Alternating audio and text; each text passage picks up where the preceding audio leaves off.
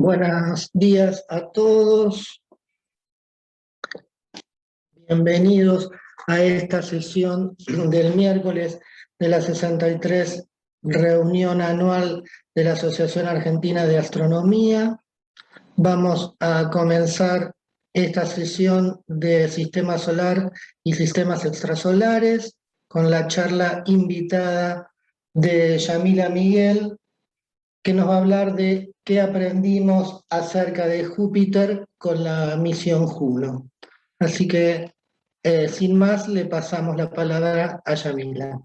Esta excelente charla invitada. Vamos a continuar con el programa. Le cedemos la charla a María Paula Ronco, que nos va a hablar del rol de las interacciones gravitatorias en la supervivencia planetaria durante y después la rama de Gigante Roja. Hola, buen día. ¿Me escuchan, Mario? Te escucho bien. Dale, perfecto. Bueno, buenos días a todas y a todos. Muchas gracias al comité por la posibilidad de contar este trabajo que hicimos el año pasado y un feliz cumpleaños para el OAC también.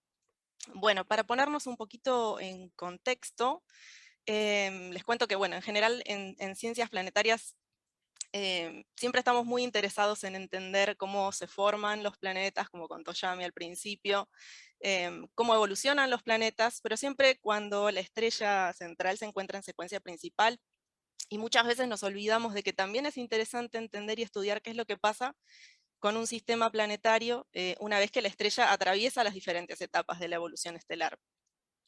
Y en general lo que sabemos es que la mayoría de las estrellas que albergan planetas son estrellas de baja masa, que indefectiblemente van a terminar su vida como enanas blancas. Y hoy por hoy sabemos que más o menos un tercio de las estrellas enanas blancas que observamos presentan polución, contaminación atmosférica, presentan líneas de absorción de metales.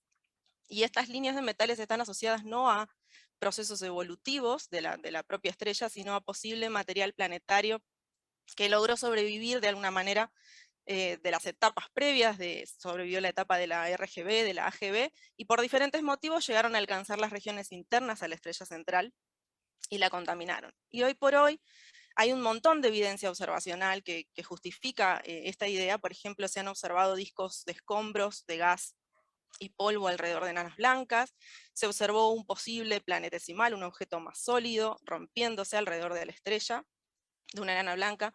También se observó un planeta que estaría fotoevaporándose, un planeta tipo Neptuno, y el año pasado se observó por primera vez por tránsito con la sonda TESS este planeta alrededor de una enana blanca. Pero, claro, antes de, digamos, alcanzar la fase de enana blanca, la estrella tiene que atravesar la fase de gigante roja, porque, bueno, sale de secuencia principal, agota todo el hidrógeno en su núcleo y comienza a expandirse y a perder masa. Entonces la pregunta es, ¿qué pasa con un sistema planetario durante esta etapa? En general, lo que sabemos es que los planetas que se encuentran más bien lejos de la estrella central van a sobrevivir a esta expansión. Los que se encuentran cerca, muy cerca, no van a sobrevivir, van a ser tragados por la estrella, que en general es capaz de expandirse bastante, hasta aproximadamente 1 unidad astronómica, dependiendo de la masa de la progenitora. Pero lo que no se sabe bien es qué va a pasar con los planetas que se encuentren en regiones intermedias a unas pocas unidades astronómicas de distancia de la estrella central. Y aquí en esta tabla vemos un cuadro de cuáles son los efectos más importantes que puede sufrir un planeta durante esta etapa. Y como vemos, lo que ocurre es que el planeta más que nada va a sufrir la expansión orbital debido a la pérdida de la masa estelar, y por otro lado va a sufrir un decaimiento orbital debido a las mareas estelares. Entonces se genera una especie de, digamos, como una especie de competencia entre estos dos efectos, y dependiendo de cuál gane, el resultado y el destino final del planeta. La irradiación también de la estrella es un tópico importante, pero no afecta principalmente a los planetas, a los objetos grandes, va a afectar solo a los pequeños cuerpos y no lo vamos a tener en cuenta.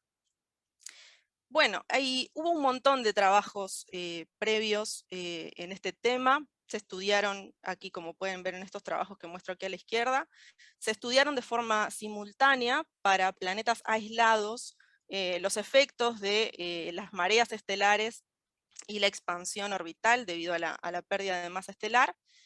Y el objetivo principal de estos trabajos es más que nada poder determinar para qué masas planetarias y a qué distancias de la estrella central un planeta es capaz de sobrevivir, por ejemplo, al tip de la RGB, como pueden ver aquí, el radio de la estrella está expandiéndose hasta alcanzar el tip de la RGB. Por otro lado, también hubo trabajos, desde hace más o menos unos 10 años, vienen haciéndose trabajos en los que se estudia la interacción gravitatoria entre o sea, un sistema planetarios múltiples, tanto durante la etapa de las gigantes rojas y hasta alcanzar la etapa de la enana blanca.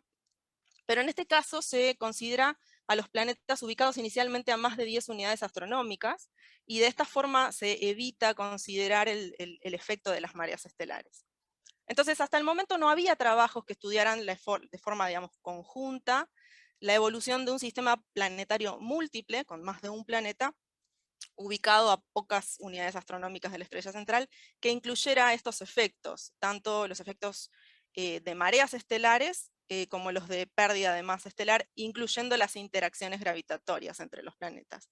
Y modelar esto es importante porque básicamente los sistemas planetarios múltiples son la norma, ya no son la excepción, y estamos encontrando cada vez más sistemas planetarios múltiples.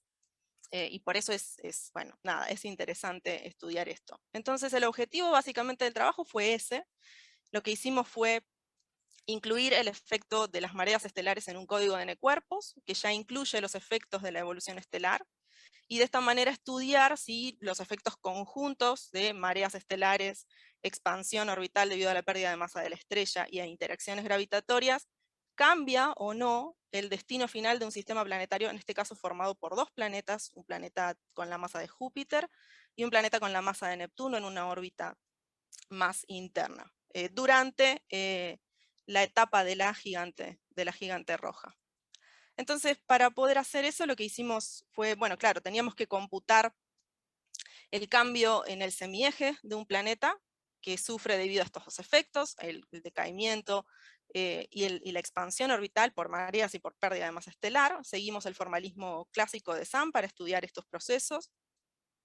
Y lo importante aquí es que este modelo depende de varias cuestiones, pero fíjense que depende, por ejemplo, del semieje del planeta, de la masa del planeta, pero también para computar este cambio necesitamos conocer parámetros de la estrella, de la evolución estelar, ya sea cómo cambia la masa de la estrella con el tiempo, cómo es la masa de la envoltura convectiva de la estrella, del radio, de la envoltura, y la luminosidad de la estrella. Entonces, para poder trabajar con esto, tuvimos que hacer uso de distintas herramientas numéricas. En primer lugar, hicimos uso de un código de evolución estelar, que es un código analítico, que se llama Single Stellar Evolution, y que básicamente nos permite calcular un track evolutivo de una estrella de forma muy rápida.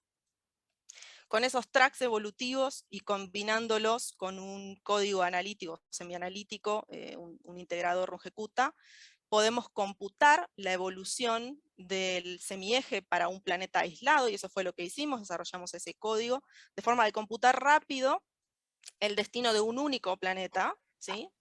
Y también lo que hicimos fue incluir, esta fue la novedad, incluir las mareas estelares en un código de N-cuerpos, que es el Mercury, una versión desarrollada por Dimitri Veras en el 2013, que ya incluía, o estaba acoplado con el código de evolución estelar, es decir, ya incluía los efectos de la evolución estelar. Sí, Paula, Entonces, ya pasaron sí, 7, ¿sí? ok. Entonces lo primero que hicimos fue computar de manera aislada el destino final de un planeta, de la masa de Júpiter y otro de la masa de Neptuno, ambos ubicados a diferentes posiciones de la estrella central. Como pueden ver en rojo, las curvas están indicando las posiciones iniciales de Neptuno o de Júpiter para los cuales cae a la estrella central, no sobrevive, y las azules para posiciones para las cuales sobrevive al tip de la RGB. Y la idea entonces es comparar estos resultados con los resultados, con las simulaciones de N-cuerpos, en las que ahora combinamos los dos planetas, y además incluimos, claro, las interacciones gravitatorias.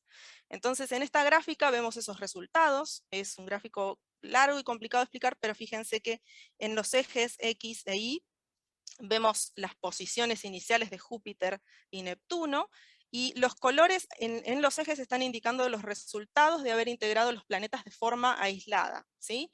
Mientras que cada uno de estos cuadrados que vemos aquí están mostrando los resultados de las simulaciones de necuerpos. Los cuadrados grandes del fondo muestran el destino de Júpiter, los cuadrados rojos del frente están mostrando los destinos del planeta tipo Neptuno, y como pueden ver, hay ciertos escenarios en los que los resultados no son exactamente iguales a los que uno hubiera esperado si se hubieran integrado los planetas de forma aislada. Por ejemplo, en estos casos de aquí, vemos que Neptuno salió eyectado del sistema, o en estos casos de por aquí, en los que hubo colisión de Neptuno con el planeta Júpiter.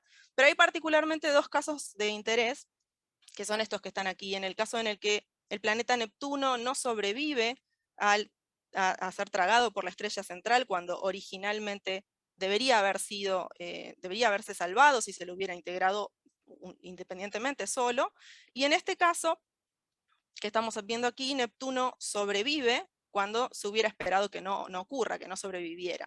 Y estas situaciones extrañas pasan todas cerca de posiciones resonantes, de la resonancia 2.1 y de la resonancia 3.2 entre estos planetas. Entonces, veamos un poquito esos dos casos en particular, cómo podemos explicar esos dos casos. Fíjense que aquí tenemos este caso destructor, en el que Júpiter sobrevive y Neptuno no. Aquí arriba vemos la evolución del semieje en función del tiempo, y abajo la evolución de la excentricidad y de la razón de períodos, que es la curva verde. Lo que ocurre es que ambos planetas evolucionan de forma conjunta. En algún momento hay un pequeño aumento en la excentricidad de Neptuno, que es esta roja que vemos aquí, y hay un cruce de la resonancia 2.1. Cuando ese cruce ocurre, hay un aumento significativo en la excentricidad de Neptuno, y eso hace que la distancia perihélica del planeta aumente, lo que termina tirando, o sea, el planeta se acerca más a la estrella central, sufre más fuertes las mareas y termina cayendo a la estrella central. Ese es el caso para el caso destructor.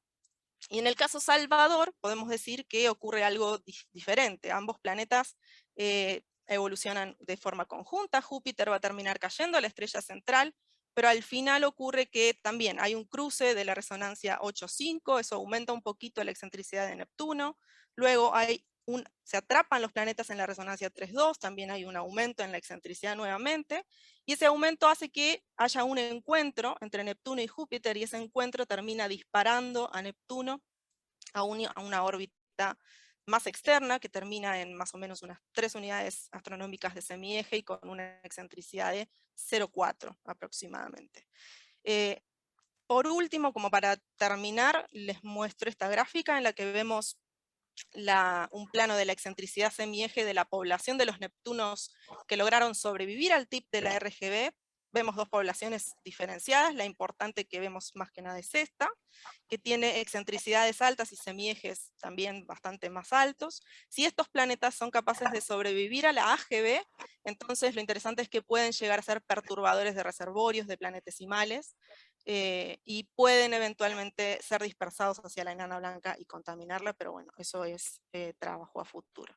Así que solamente les dejo aquí las conclusiones para destacar lo importante es que las interacciones gravitatorias en sistemas planetarios múltiples juegan un rol importante y no pueden ser descartadas. Ya no podemos estudiar la evolución de los planetas de forma aislada, sino que hay que tener en cuenta el resto de los sistemas en un sistema, los planetas en un sistema planetario. Y ahí está, y disculpen si me pasan unos minutitos. Listo, Muchas gracias, muchas gracias María Paula. Bueno, si hay preguntas. Bueno, yo te voy a hacer una pregunta, María Paula. Muy interesante que encuentres que los planetas se cruzan al estilo modelo de NISA, ¿no es cierto? Sí, de hecho es un caso parecido, de hecho, sí. En el cambio, la excentricidad que se alcanza es muy parecida, 0,4. Sí, Carolina está levantando la mano. Carolina Villarreal. Hola, Hola, Caro. hola Pau, muy linda la charla. Te quería preguntar, vos aplicaste este modelo al sistema solar, con los pocos, digamos, los pocos planetas que tenemos observados en gigantes exoplanetas, en estrellas gigantes o evolucionadas, ¿tenés algún caso que se pueda reproducir? Sí. El año pasado, cuando terminamos el trabajo, me puse a buscar y sí, había casos. Ahora la verdad es que no me acuerdo. Pero Claro. sí, de hecho había de hecho un sistema planetario que tenía un Neptuno y un Júpiter y estaban orbitando una estrella evolucionada. Ajá. Pero quedó ahí, tengo que continuar. Bueno, bárbaro. Sí, Dale, eso era. Muchas gracias. gracias. Bueno, bien, no veo ninguna otra pregunta. Gracias. Muchísimas gracias, María Paula, muy interesante tu charla.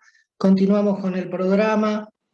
La próxima está a cargo de Emiliano Jofré. La charla de Emiliano está previamente grabada para evitar problemas de conexión. De todos modos, Emiliano va a estar disponible para las preguntas. Así que bueno, podemos comenzar con la charla de Emiliano. Búsqueda de huellas químicas de formación planetaria en sistemas binarios con Gemini Grace. Hola, buen día. En esta charla voy a contarles brevemente uno de los proyectos en el que trabajé en el último tiempo, especialmente durante mi estancia postdoctoral en el Instituto de Astronomía de la UNAM, y que concierne a la búsqueda de huellas químicas de formación planetaria en sistemas binarios.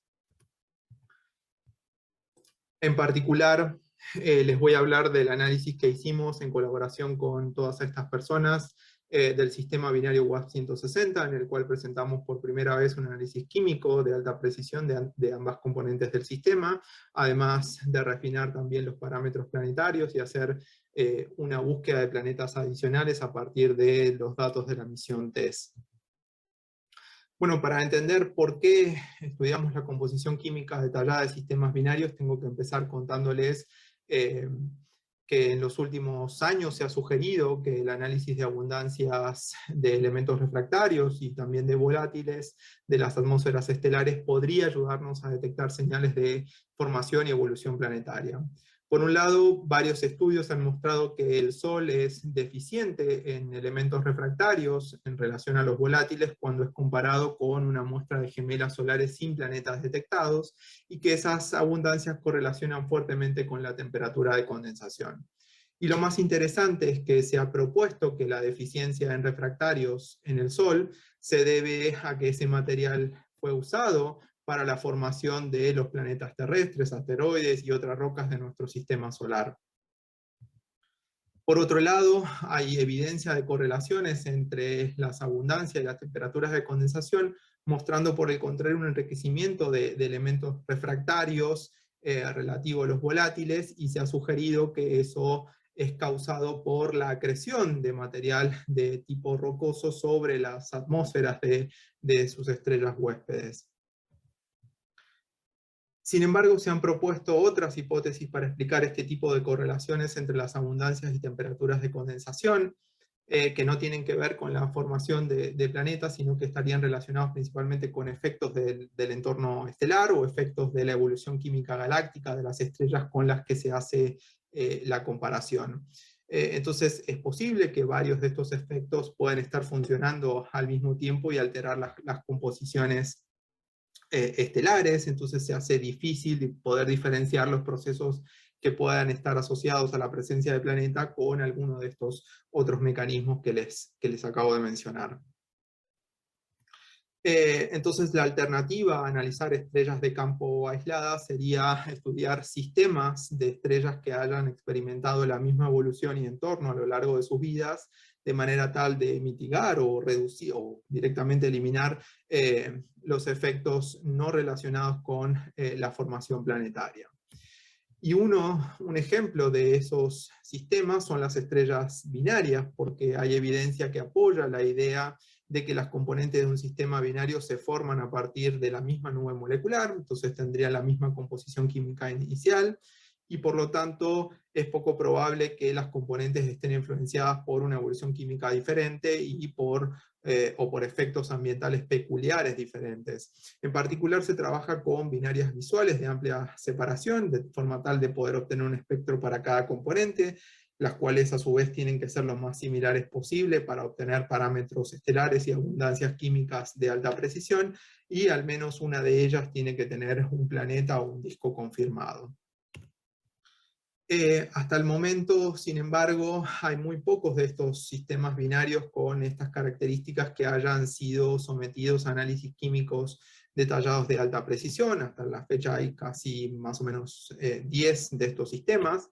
Y además, en estos sistemas que se han analizado no se distingue un único patrón claro, ya que hay sistemas que no muestran diferencias químicas, hay otros en los que esas diferencias estarían asociados a procesos de acreción, otros debidos a formación de planetas tipo rocoso, y finalmente hay algunos en los que se han encontrado diferencias mínimas y no hay una interpretación concluyente para esas diferencias. Entonces, es claro que se necesitan estudiar más sistemas binarios con planetas para establecer si en efecto y cómo la formación planetaria deja huellas sobre la composición estelar.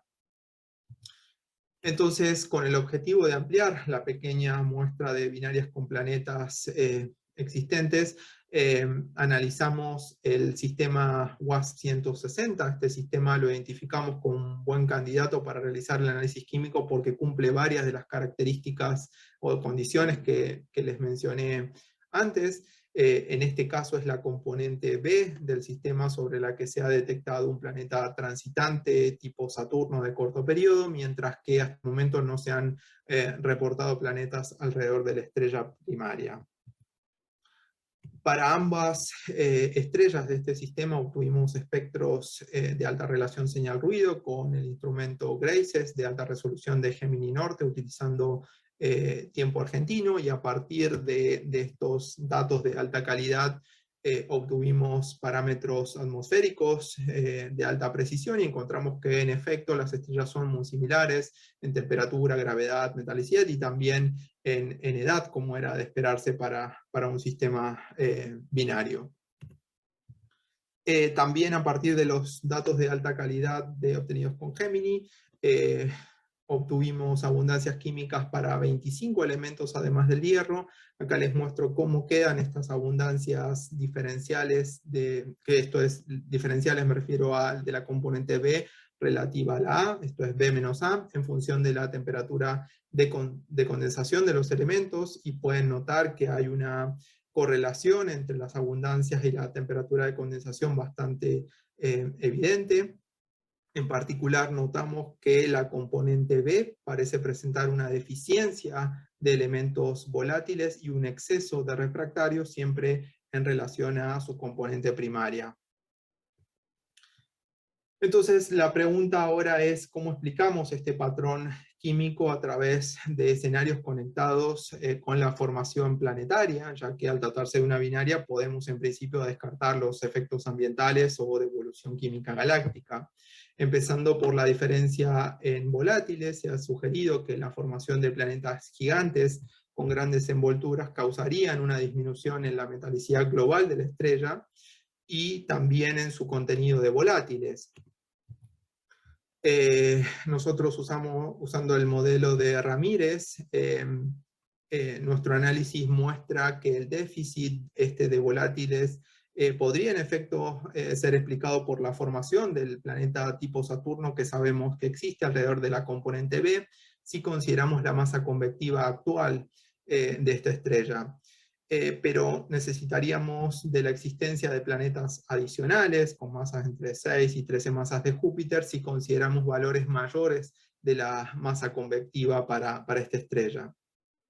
Sin embargo, tenemos que decir que analizando los datos TESS no encontramos señales de planetas transitantes adicionales alrededor de esta componente B. Por otro lado, necesitamos combinar esta hipótesis sobre la diferencia en volátiles con posibles escenarios para explicar la diferencia en refractarios. Por un lado, esto podría deberse a una deficiencia de este tipo de elementos en la componente A, que podría ser el resultado de la formación de cuerpos rocosos en este sistema.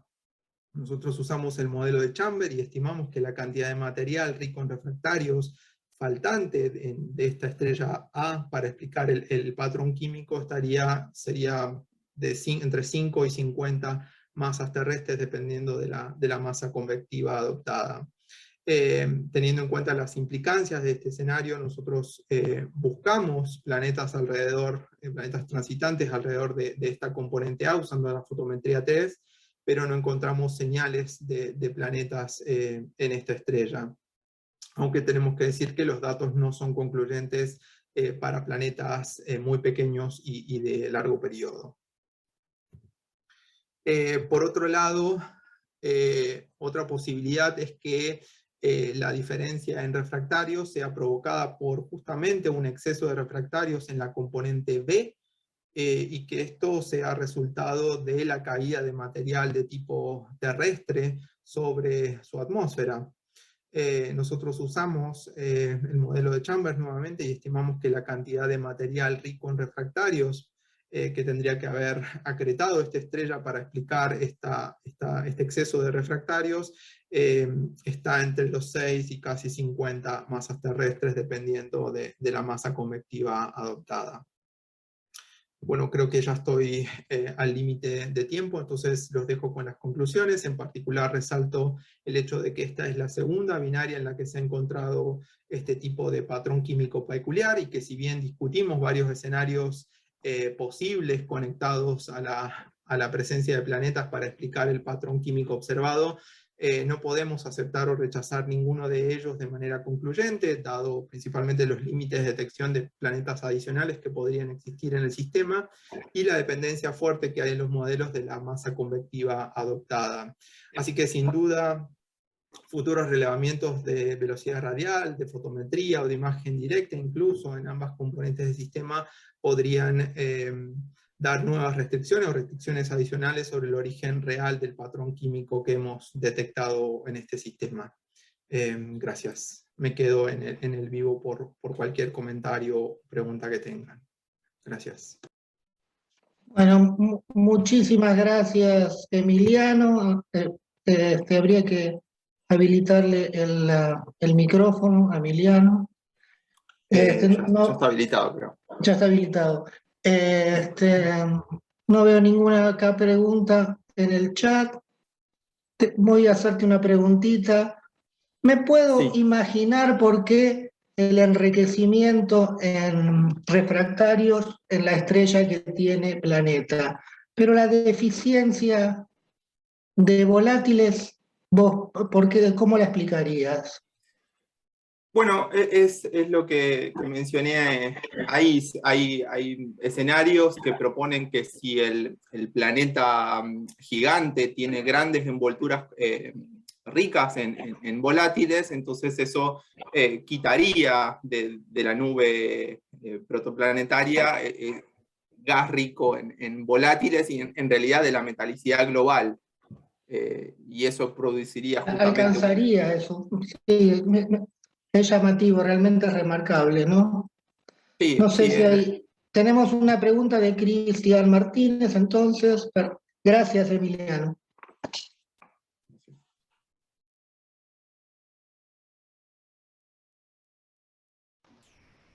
Hola Emiliano, ¿cómo andás? Hola. Mira, ¿tenés pensado repetir este trabajo en algún otro posible candidato? Sí, lo interesante es que gracias a Datos Gemini tenemos otros 4 sistemas binarios. Estamos trabajando con uno más ahora, que esperamos publicar los datos en un par de meses, con suerte, y parece también tener unas pequeñas diferencias. Pero sí, se necesitan muchos más sistemas porque hasta ahora, como mostré ahí, hay muy pocos.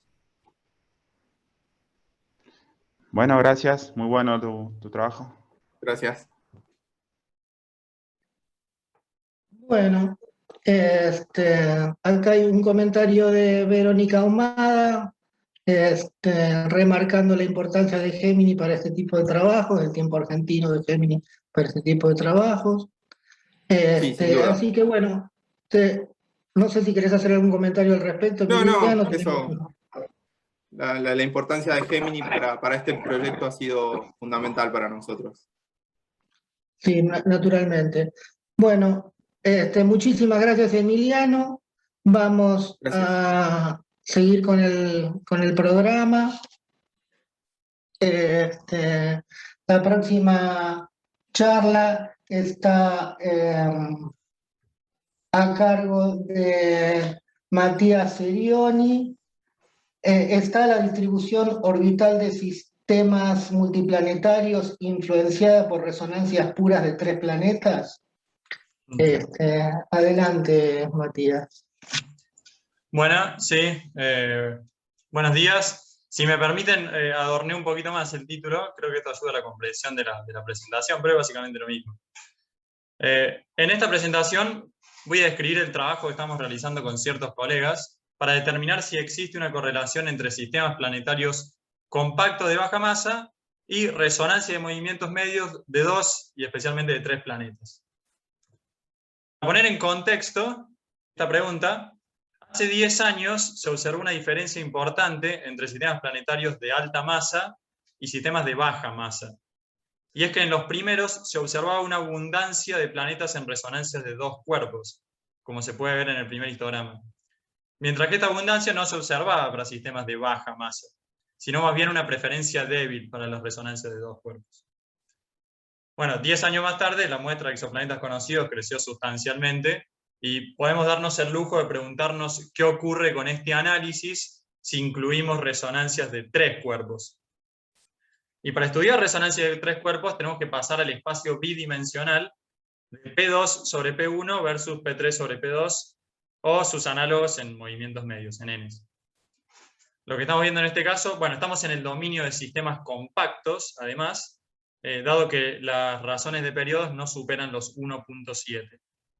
Y lo que estamos viendo es un mapa dinámico de amplitudes semieje para un sistema planetario de baja masa. No hace falta entrar tanto en detalle en realidad en el mapa dinámico, lo que más nos importa es que esta amplitud en semieje nos revela en realidad una rica red de resonancias en el mismo espacio, que ya sí involucra resonancias de 2 y 3 cuerpos.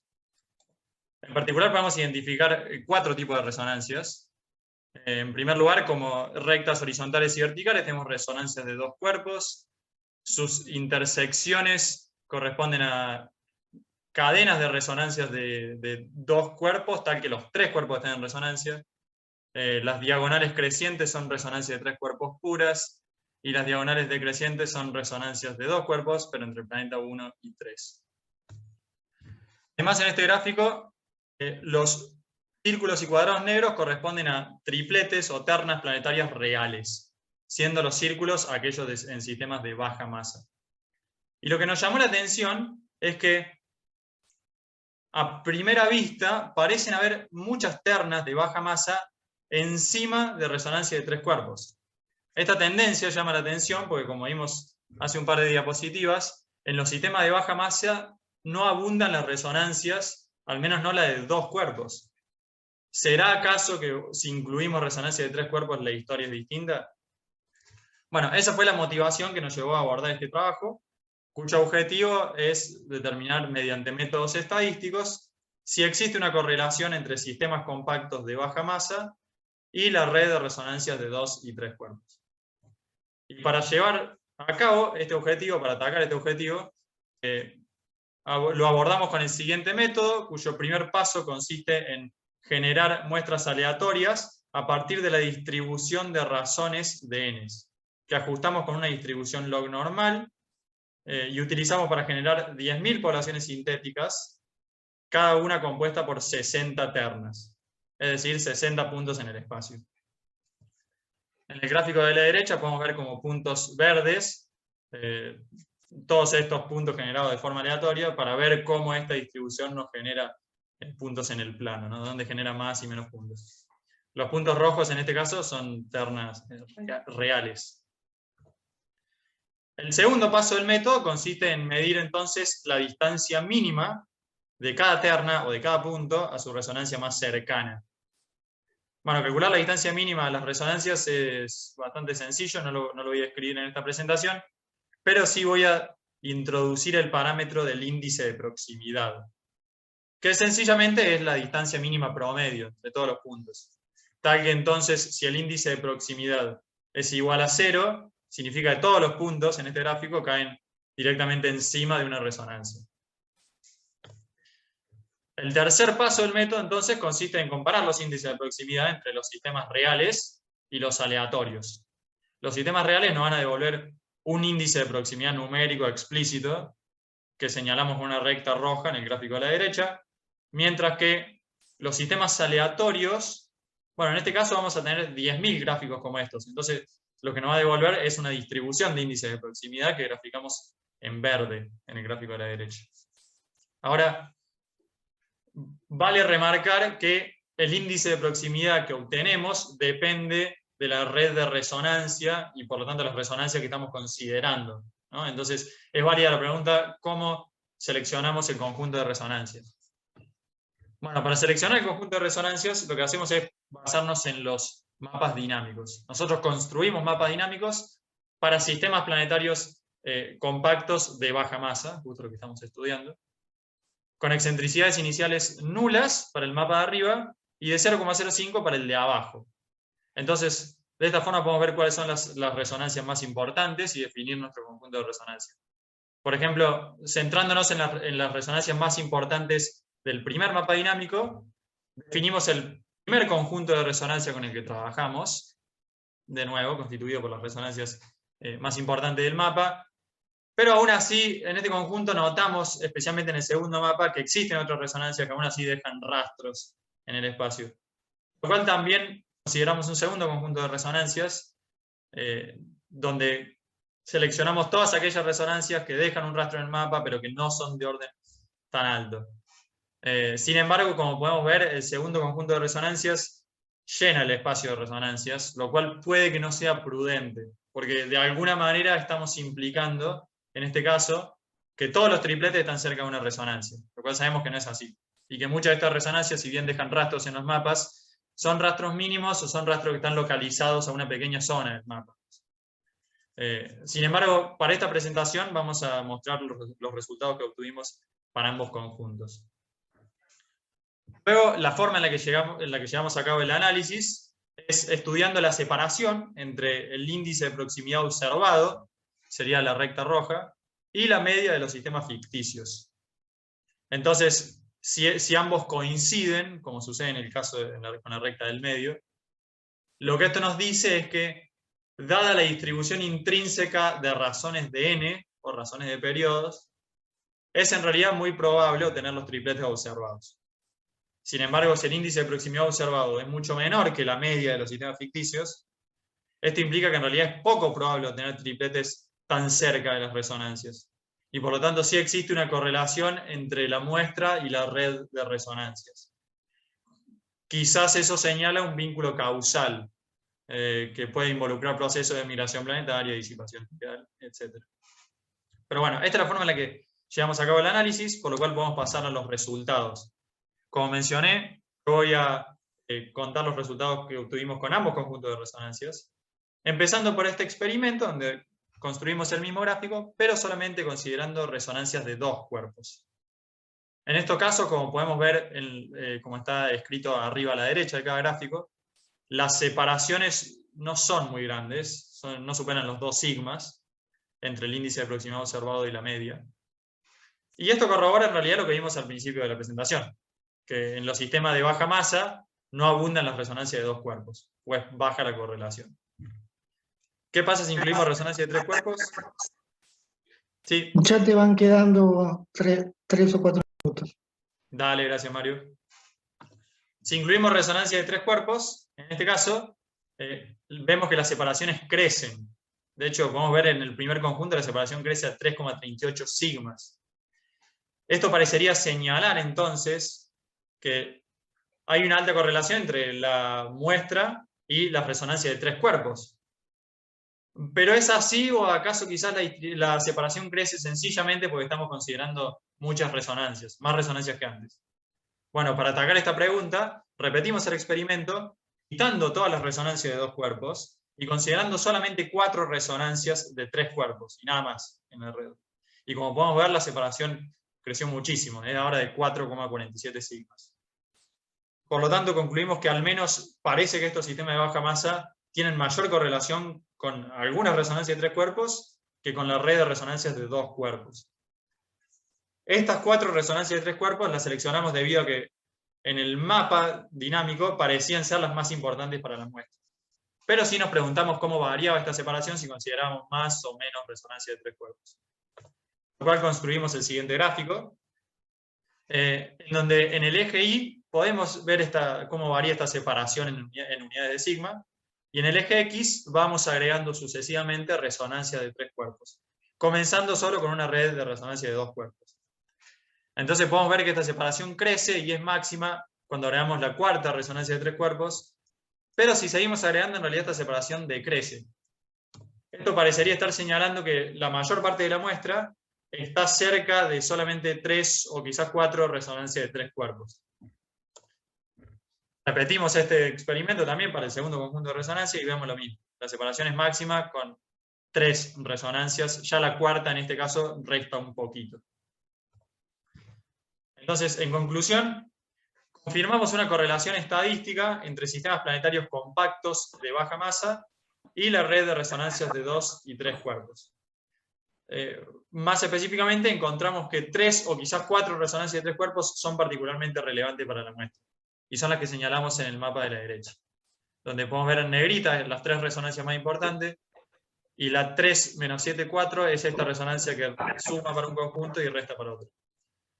¿Puede que esta correlación sea por un vínculo causal? Bueno, eso nos define el trabajo futuro, de nuevo, quizás con procesos o quizás incluya procesos de migración planetaria o disipación tidal. Si me quedan 30 segundos, sí quiero mencionar algo, que es que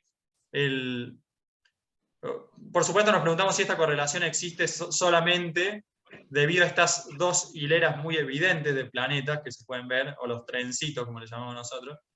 Y sí quiero mencionar que repetimos, por lo tanto, este experimento, quitando estos trencitos, y de nuevo, repetimos el mismo experimento y en realidad observamos la misma tendencia. De nuevo, con resonancia de 2 cuerpos, la correlación es poca. Cuando agregamos resonancia de 3 cuerpos, esta separación crece, y con solamente estas 4 resonancias de 3 cuerpos, la separación es de 3 sigma. Por lo tanto, sí creemos que la correlación existe para el resto de los planetas de este dominio, y no solamente debido a los trencitos. Así que gracias.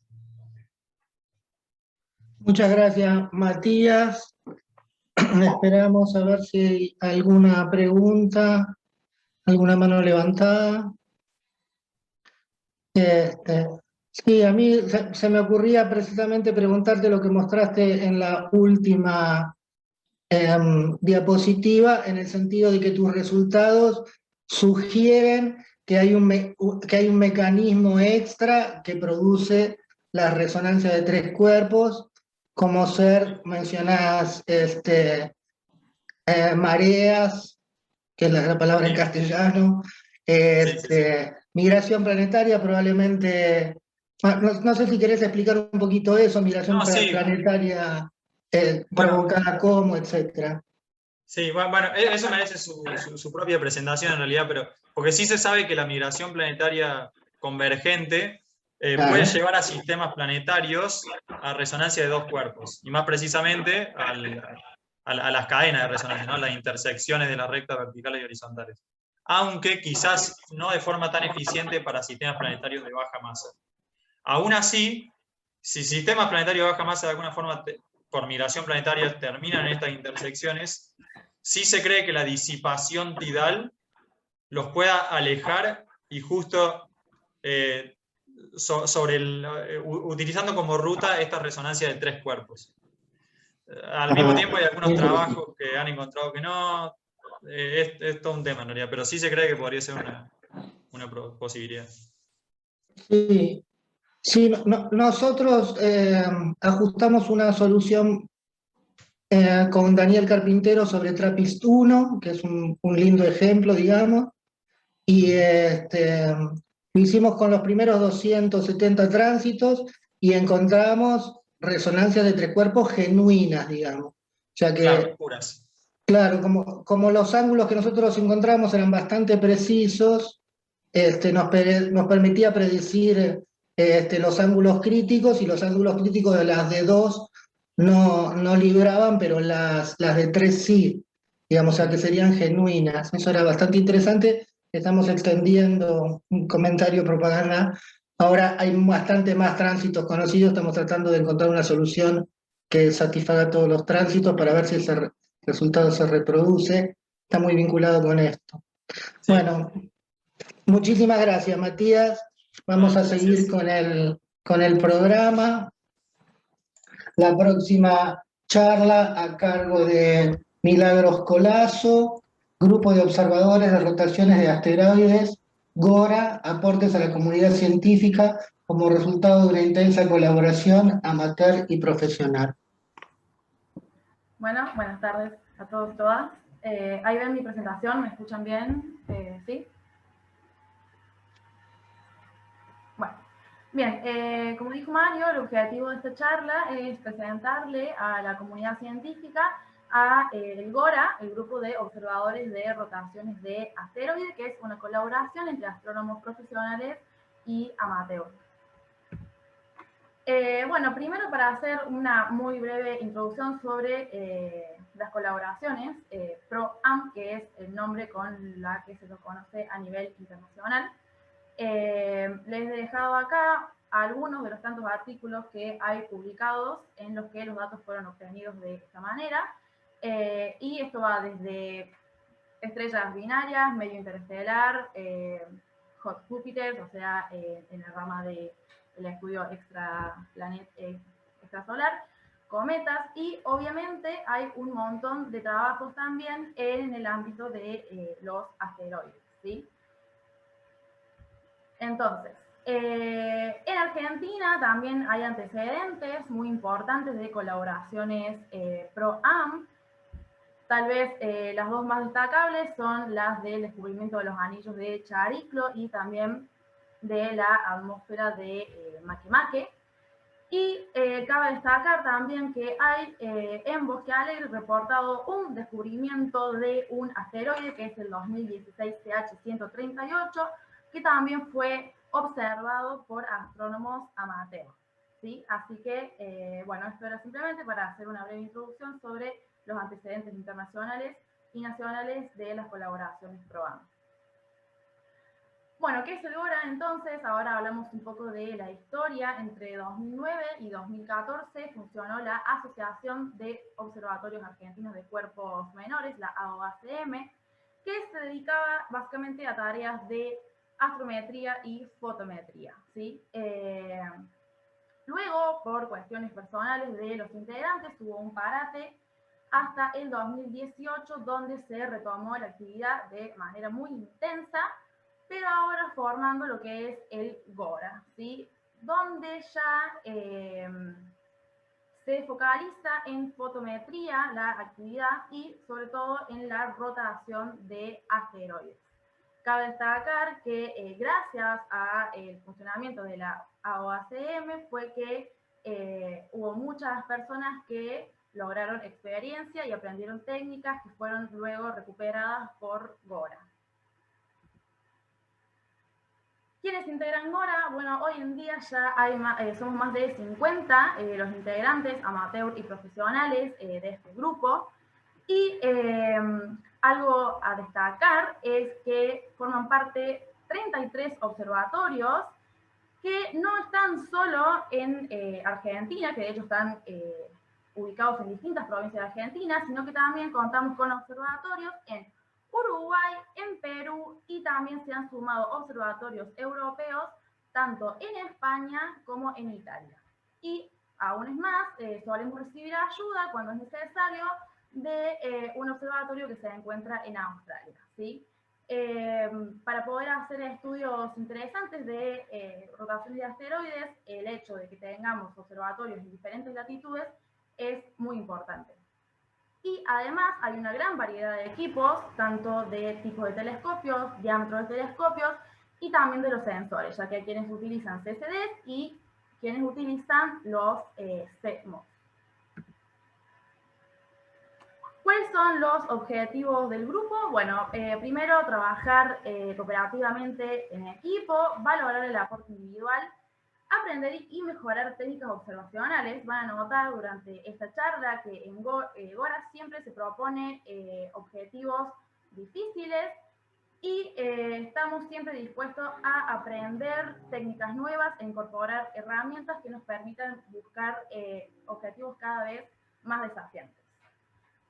Otro objetivo, obviamente, es el de medir los periodos de rotación de asteroides con el mayor rigor científico posible, para que cuando publiquemos estos datos en revistas o bases de datos sean útiles para la comunidad científica que necesite utilizarlos. Y aún es más, también tenemos como objetivo promover la observación de otros tipos de variabilidades que pueden observar los astrónomos amateur, como es el caso de las ocultaciones por asteroides, que permiten, por ejemplo, conocer diámetro y forma de estos objetos, y que para la astronomía amateur es una actividad más fácil, si se quiere, porque disponen de equipos portables, ¿sí? Entonces pueden trasladarse hacia donde está pronosticada, digamos, la sombra de la ocultación. Bueno, nuestra actividad hasta el día de hoy, hemos observado ya más de 70 asteroides y continuamos obviamente en la actividad. Hemos publicado ya 9 trabajos en el Minor Planet Bulletin, ¿sí? Que es una revista que se destaca por sus aportes de curvas de luz, sobre todo. Y también este año hemos tenido el honor de presentar alguna parte de nuestro trabajo en una escuela de fotometría de asteroides que organizó el Observatorio Moletaj de Polonia. Obviamente participamos de forma virtual. Hablando un poco de las estadísticas del grupo, me gustaría contarles cómo avanzó la cantidad de asteroides que hemos observado. Acá podemos ver en este periodo del 2010 y el 2014 fue la época del AOACM, ¿sí? Que como verán no supera los 5 asteroides por año. Luego estuvo acá el Parate, y a partir del 2019 ya están los asteroides observados por GORA. Y notamos que la cantidad de observaciones ha aumentado significativamente, y en 2021 esperamos igualar e incluso superar la cantidad de asteroides observados en el 2020. Sobre todo por, justamente como les mencioné antes, la incorporación de los observatorios europeos. GORA suele observar a los asteroides, ¿sí? Preferentemente cuando están en oposición. Por lo tanto, cuando solo contábamos con observatorios en el hemisferio sur, la época predilecta para la actividad era el invierno, y luego hacia el verano decaía mucho la observación. Pero ahora que hay observatorios en el otro hemisferio, se va a ver compensado. Así que vamos a poder tener una actividad sostenida durante todo el año. Sí, Milagros, estamos en los 7 minutos ya, ¿sí? Gracias. Bien, para ver un poco cuáles son los rangos que observamos de amplitudes y periodos, tengo estos dos histogramas. Con respecto a las amplitudes, el pico está en las 0.2 magnitudes, que es también una amplitud bastante común en las curvas de luz. Y de los periodos observamos en general entre 2 y 24 horas. ¿Qué pasa con los asteroides de largo periodo? Bueno, son bastante difíciles de observar, obviamente, porque si solo tenés, por ejemplo, observatorios en este hemisferio, es difícil poder completar toda la curva y muestrarla bien. Y también GORA no contaba con las técnicas de observación adecuadas para estos asteroides. Hoy en día, las técnicas para observar rotadores lentos ya están siendo bastante perfeccionadas. Y aparte, gracias a la incorporación de los observatorios europeos, vamos a poder tener una continuidad mejor un seguimiento mejor de la curva de luz. Así que esperamos aumentar este número de rotadores lentos. Bueno, esto es un gráfico de los asteroides observados por GORA en periodo versus amplitud. A mayor tamaño de punto y color más oscuro significa que también el diámetro es mayor. Y acá, bueno, podemos decir que para los rotadores más bien rápidos podemos observar un amplio rango de amplitudes, sin embargo, en los rotadores lentos tenemos pocos y aparte no estamos todavía pudiendo observar rotadores lentos con amplitudes bajas. A continuación les presento brevemente dos de los casos más desafiantes que ha tenido Gora en este último tiempo. Los invito también a que vean el póster que tenemos publicado sobre rotadores lentos y rápidos, que también son casos muy interesantes y no pudieron entrar en la presentación. Bien, 2000 IJ66 es un NEO, esto significa que el asteroide se mueve bastante rápido, tiene una velocidad aparente elevada, y eso lo hace bastante complicado de observar. Lo interesante de este asteroide es que, bueno, tiene un solo periodo reportado, que fue por Warner, Stephen y Harris, y ellos no solo reportaron el periodo candidato, sino que también descubrieron que había un compañero, ¿sí? Que se trataba de un asteroide binario. Ellos reportaron un periodo de 2.11 horas, esta es la curva de luz observada por nosotros, por el GORA, ¿sí? Y nosotros obtuvimos un periodo de 3.16 horas. Nosotros al día de hoy no contamos con herramientas para ajustar curvas de luz de asteroides binarios, sin embargo, como mencioné antes, siempre tratamos de incorporar herramientas nuevas para los objetivos difíciles, y Fernando Mazzone, que es el creador del software Periodo que utilizamos para construir estas curvas de luz, ya está trabajando en incorporación de el análisis de sistemas binarios de asteroides en el software. El otro caso es 2000PQ9, ¿sí? Que es un objeto muy poco estudiado, no hemos encontrado reportes en la bibliografía, así que Gora sería quien propone el primer periodo candidato. Esta es la curva de luz, está también muy bien muestreada, y el periodo que proponemos es de 3.74 horas. Esto coincide muy bien con el diámetro estimado del asteroide, que es de no, más que 1 kilómetro, ¿sí? Bien.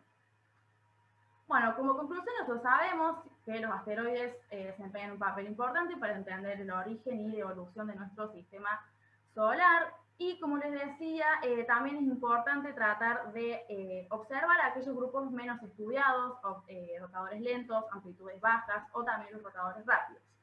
Todo esto es posible ya que el GORA es una colaboración de astrónomos amateur y profesionales muy ávidos, con observatorios en diferentes latitudes y siempre dispuestos a aprender nuevas técnicas e incorporar nuevas herramientas.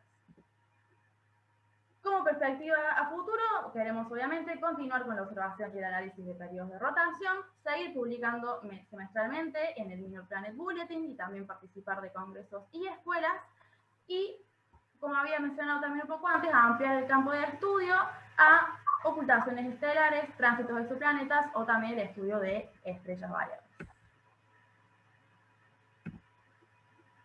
Gracias. Muchas gracias, Milagros. Muy linda tu charla, muy interesante. Vamos a esperar a ver si hay... No veo preguntas en el chat, ni veo manos levantadas. Voy a aprovechar para hacer un comentario. Me parece que el proyecto de ustedes es singular por la interacción entre amateurs y profesionales, digamos. Es probablemente el más desarrollado en ese tema. Se me ocurre mencionar el descubrimiento de la supernova en Rosario, pero esto es mucho más sistemático. Y respecto al desafío de los asteroides de periodo largo, ya que han incorporado, digamos, socios en Europa, ¿ustedes coordinan en longitud para esos o son todos hechos por ustedes, los de periodo largo? No, siempre se trabaja en colaboración con todos los observatorios. De todos modos, si está Carlos conectado, yo lo invito a que explaye más, que es el coordinador de las observaciones. Romina Petrucci pregunta cuáles son, bueno, tiene un comentario elogioso sobre tu charla, y pregunta cuáles son las magnitudes en el visible típicas observadas desde Bosque Alegre. ¿Y qué filtros? Bueno, desde Bosque Alegre, en realidad, no sé si tenemos tantas observaciones. En general, cada astrónomo observa desde su propio telescopio, pero en Bosque Alegre las magnitudes van desde 12 a 16, 17. ¿Y observan en un solo filtro o también calculan índices de color? No, eso también es un trabajo interesante de futuro. Hoy en día todos los telescopios observan sin filtro para evitar después también temas de correcciones, digamos. Okay. Pero bueno. Eso les permite ir un poquito más allá en brillo. ¿Podemos habilitar el micrófono de Carlos Alberto Colazo, por favor? Tiene un comentario para nosotros.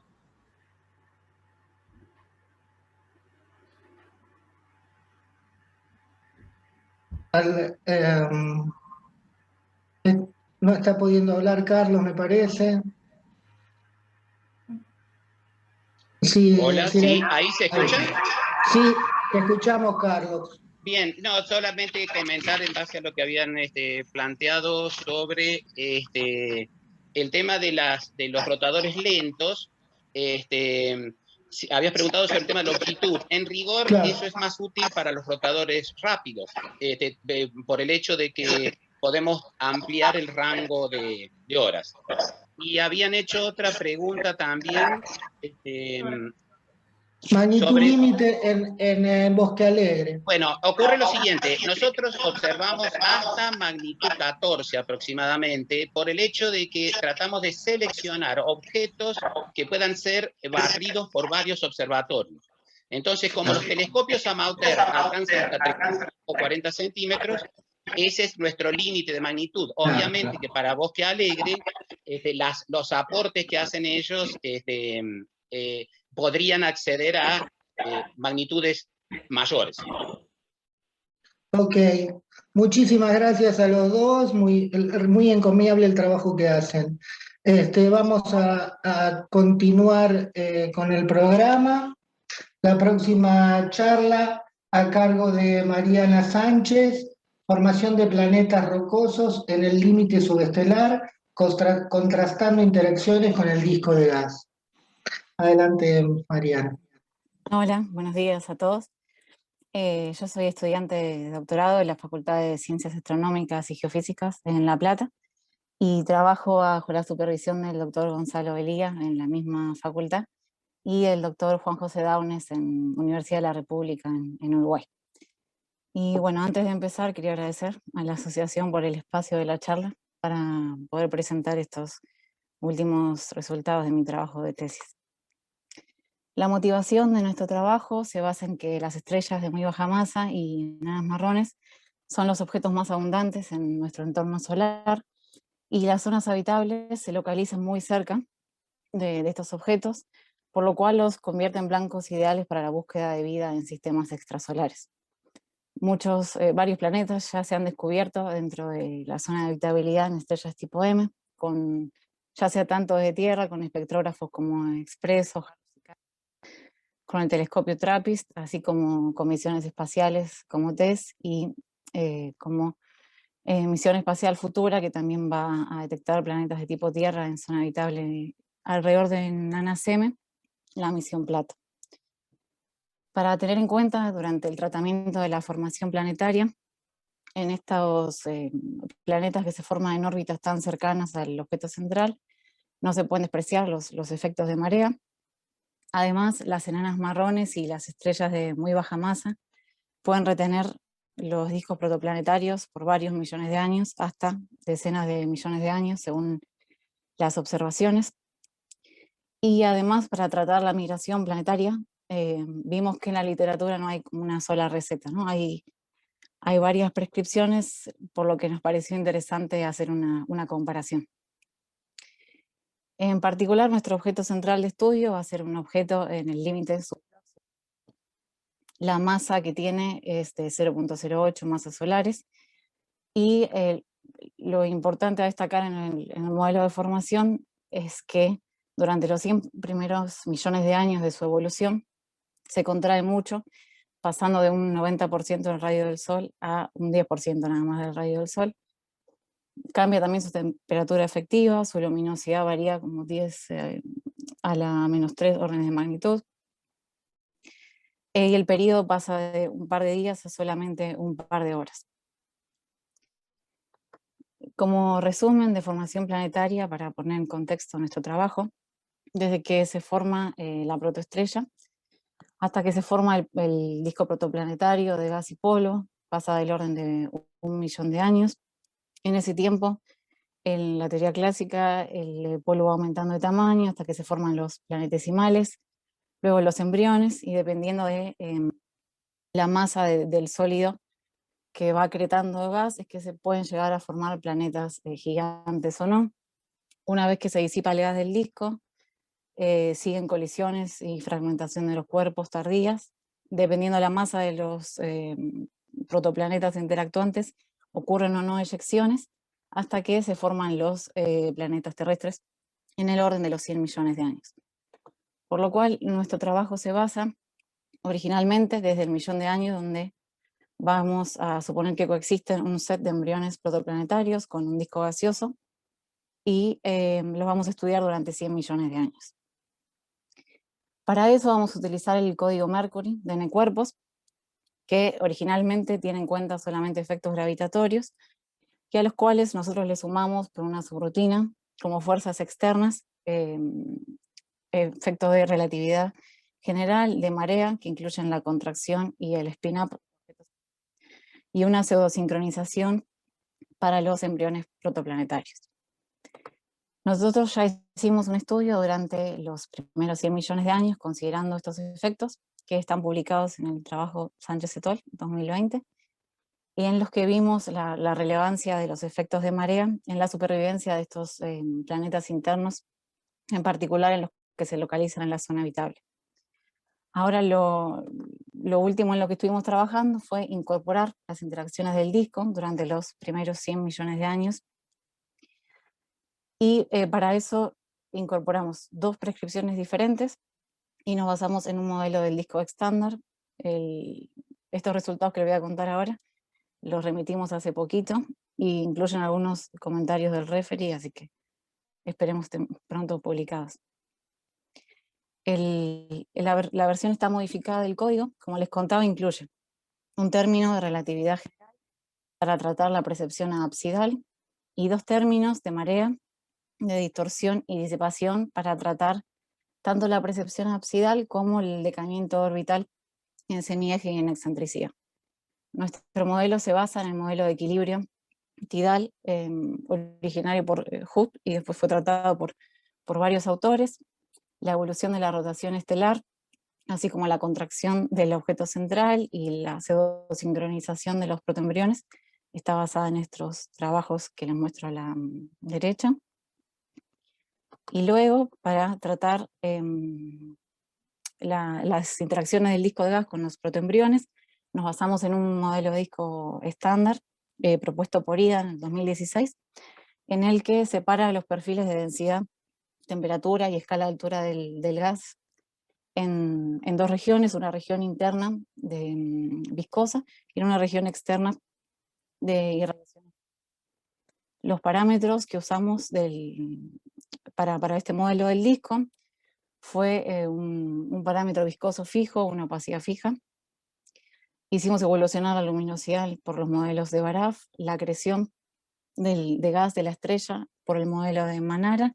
Supusimos un disco con un límite interno de 0.015 unidades astronómicas, que es más o menos 3 veces el radio del inicial que tiene el objeto central, y lo extendimos hasta 5 unidades astronómicas.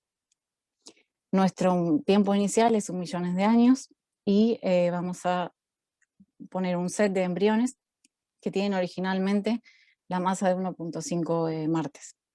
Los vamos a localizar entre la línea de hielo y 5 unidades astronómicas, y los separamos aleatoriamente entre 5 y 10 radios de Hill. El resto de los elementos orbitales están dados aleatoriamente por el sistema. Para tratar las interacciones del disco de gas, vamos a suponer un modelo no isotermo propuesto por Barr de Cooper 2010-2011 para el cálculo del torque total, que va a depender del torque del Lindblad y el torque de corrotación. Y vamos a suponer dos prescripciones diferentes, una clásica de Creswell y Nelson en el 2008 y una prescripción nueva que se basa en la fricción dinámica por IDA de 2020. Ya estás en los 7 minutos. ¿Sí? Bien, gracias. Las dos prescripciones van a tener diferentes factores que acompañan a los distintos torques, expresiones para los factores de aceleración y escalas de tiempo diferentes para la migración. Como ejemplo del cálculo de torques que se obtiene con un set diferente de masas y en distintas localizaciones en el disco, si tenemos una órbita circular, ambas prescripciones coinciden y se genera un torque interno simplemente en la zona interna. Pero si consideramos órbitas más excéntricas, ambas prescripciones difieren mucho en signo también. Los resultados que obtuvimos durante la etapa gaseosa fueron diferentes teniendo en cuenta las dos prescripciones en distintos aspectos. En lo que refiere a las arquitecturas planetarias durante toda la etapa gaseosa, acá podemos ver los paneles superiores, son todos los embriones planetarios de todas las simulaciones que corrimos, bajo las prescripciones de IDA, y los paneles inferiores bajo las prescripciones de Creswell y Nelson. Y vemos cómo las prescripciones de Creswell y Nelson disminuyen la excentricidad mucho más rápido, lo que hace que los embriones planetarios migren hacia la estrella en tiempos más cortos, y existe como un déficit de planetas internos al final de la etapa gaseosa, mientras que en IDA sobreviven gran cantidad de planetas internos en todas las simulaciones. Eso concuerda con el análisis que hicimos de las colisiones. Vemos que bajo Creswell y Nelson las colisiones con la estrella central son mucho mayores que bajo el tratamiento de IDA, mientras que existen más cuerpos colisionando entre sí en el tratamiento de IDA. Ambos tipos de colisiones se dan fuertemente en la etapa gaseosa, como muestro en el gráfico de la derecha, y se estancan o apenas crecen una vez que el gas se disipa del disco. Otra diferencia que ocurre entre ambas prescripciones es en las cadenas resonantes que se forman. Nosotros estudiamos la resonancia de movimientos medios, suponiendo que se cumplen ambas condiciones, que los cuerpos están en conmensurabilidad y que el ángulo crítico libra, como muestro en el ejemplo de la derecha. Y hicimos un histograma con los distintos órdenes de resonancia que encontramos en las dos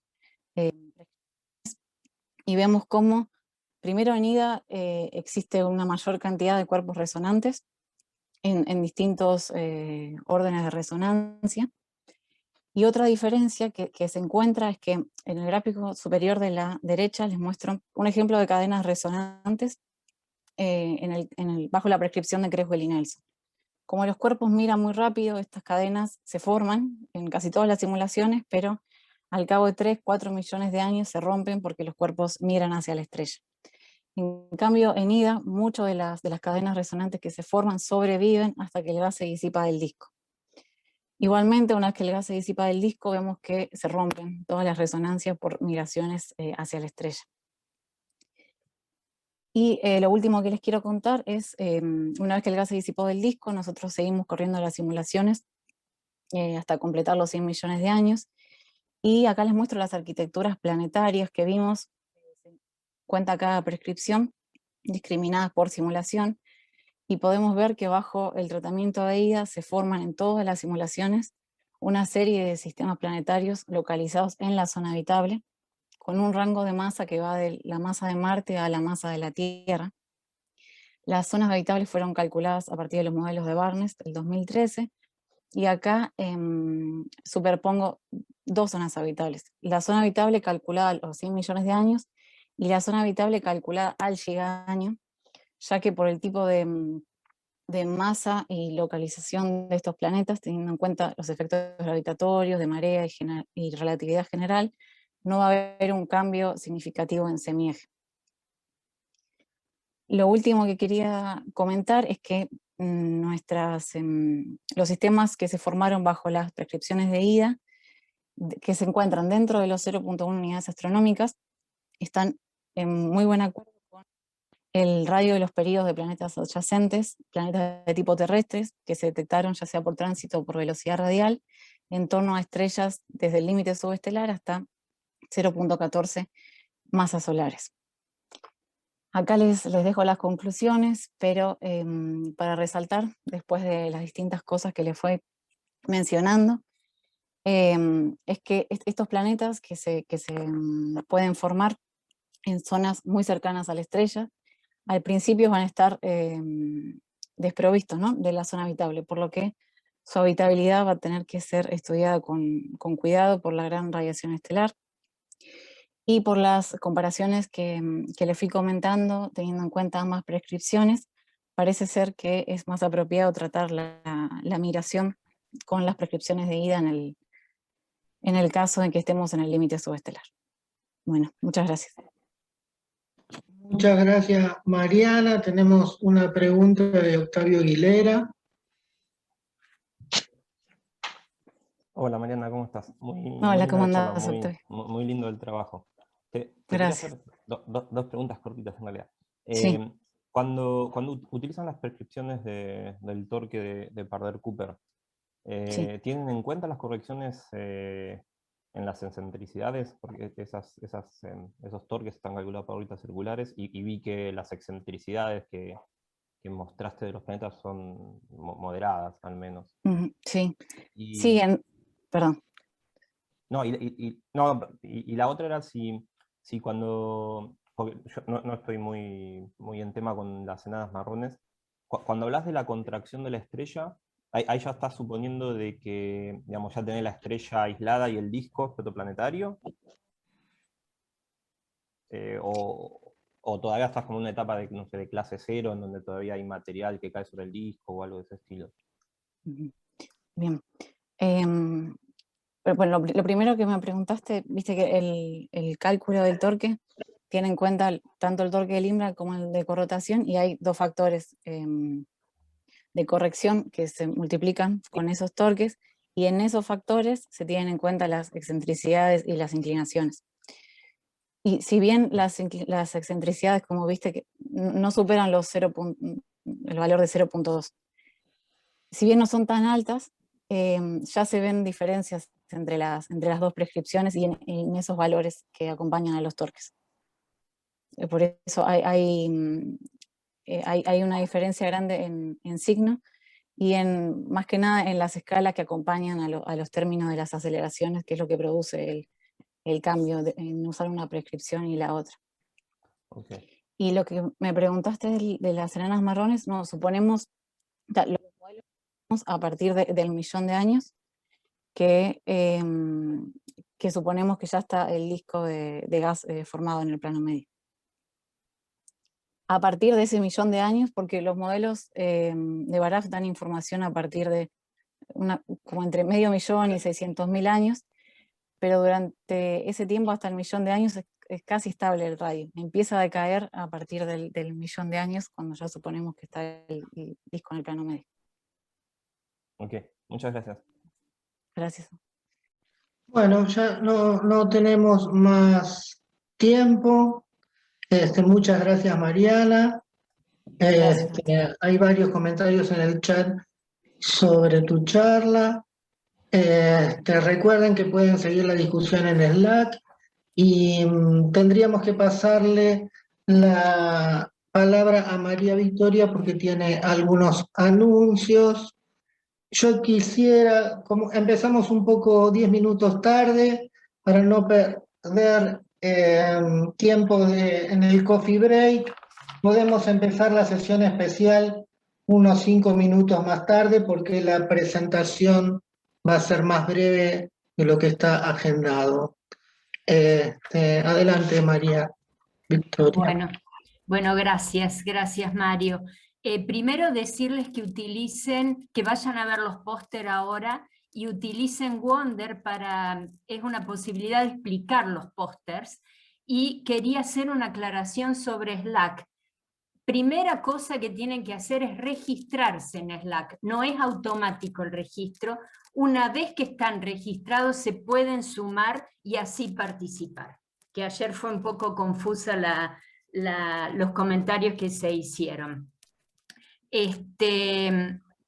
Bueno, eso, y que estamos pensando que la foto grupal va a ser el viernes. Pero lo más importante es que se registren en Slack para poder participar, y entonces en vez de las 11:30 volveríamos a las 11:35. 11:35. Bueno, perfecto, Mario. Gracias a todos. Bueno, hasta luego a todos también.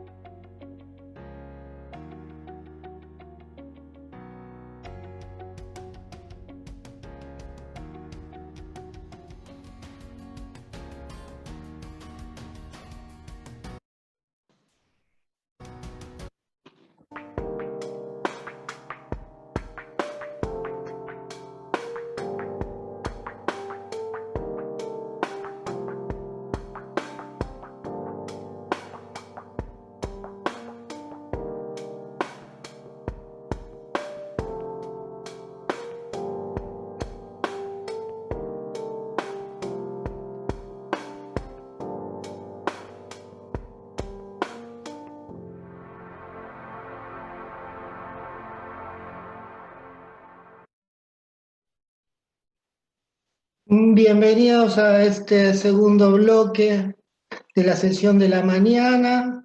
En este bloque tenemos la charla invitada y dos charlas de la sesión de Sistema Solar y Sistemas Extraplanetarios. La charla invitada está a cargo del doctor Juan Pablo Paz, secretario de Articulación Científica y Tecnológica del Ministerio de Ciencia, Tecnología e Innovación de la Nación.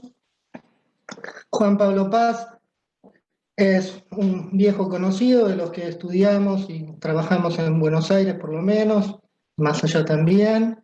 Creo que es de subrayar que Juan Pablo ha hecho su educación completamente en la UBA, es graduado del Colegio Nacional de Buenos Aires, licenciado del Departamento de Física y doctorado en el Departamento de Física de la Facultad de Ciencias Exactas y Naturales de la UBA.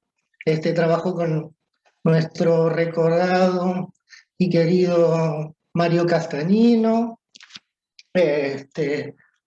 Juan Pablo es un experto en computación cuántica, más recientemente podríamos decir fundador del Laboratorio de Átomos Fríos, es un investigador multipremiado.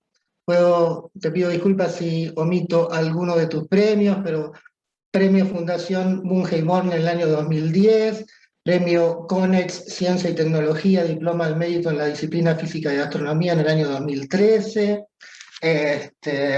beca Guggenheim, la distinción de la Academia de Ciencias del Tercer Mundo en el año 2012, Premio Bernardo Hussein a su trayectoria y distinción como investigador de la Nación en el año 2015.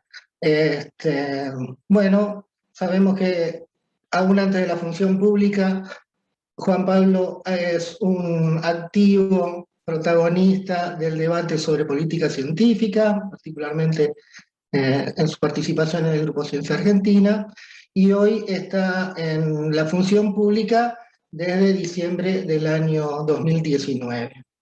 Este es el segundo contacto, lo cual entiendo que es notable, de este secretario de Estado con la comunidad astronómica. El anterior fue en el workshop de Infraestructura Astronómica Argentina realizado en el IAFE, y aún después de ese evento creo que se han tomado decisiones importantes, ha habido noticias importantes, y la comunidad astronómica creo que está ávida de escuchar las palabras de Juan Pablo. Juan Pablo ha tomado, creo que, la amable decisión de hacer una locución de aproximadamente 15 minutos y dedicar el resto de la charla al intercambio con el público. Así que sin más, le volvemos a agradecer a Juan Pablo y le cedemos la palabra.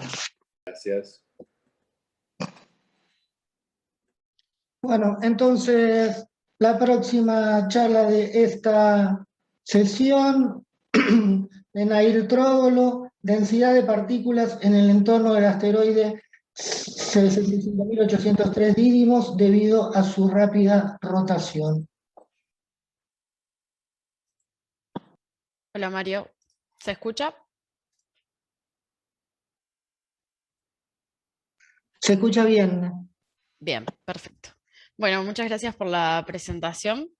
Primero que nada, quiero agradecer a la organización por tomar en cuenta mi contribución. Mi nombre es Nair Trógolo, soy estudiante de doctorado en el Observatorio Astronómico de Córdoba. Estoy bajo la dirección del doctor Martín Leiva.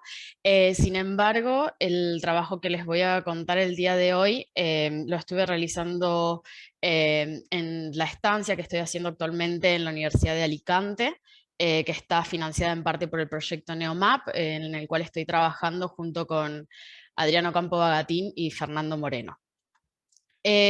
Bueno, primero que nada, contarles que el asteroide Didymos en realidad es un sistema doble, es un sistema doble de asteroides, que últimamente está siendo muy estudiado debido a que hay una colaboración internacional, que es AIDA, en conjunto entre la NASA y la ESA, que van a estar enviando 2 misiones espaciales.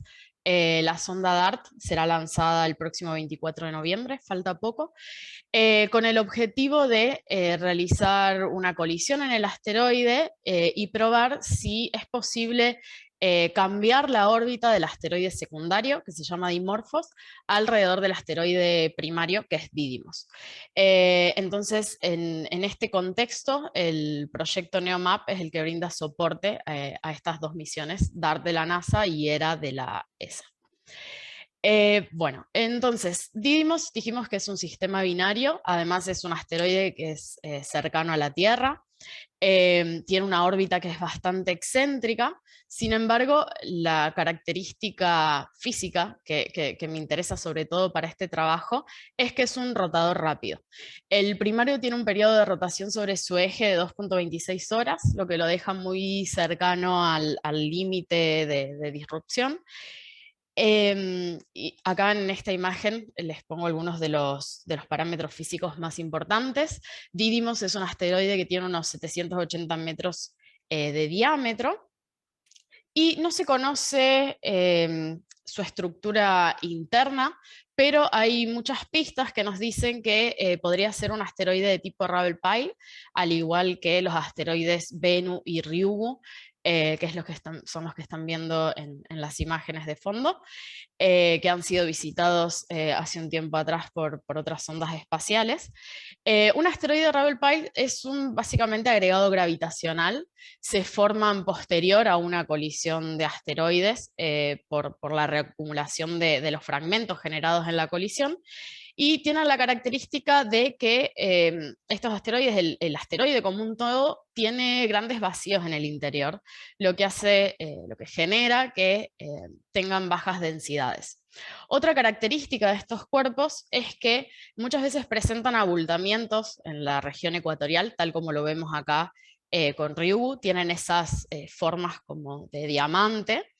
Entonces, todas estas características, que sean agregados gravitacionales, que tengan abultamientos en el ecuador y además que sean rotadores rápidos, hace que puedan perder material de la región ecuatorial, que puedan eyectar regolito de la superficie.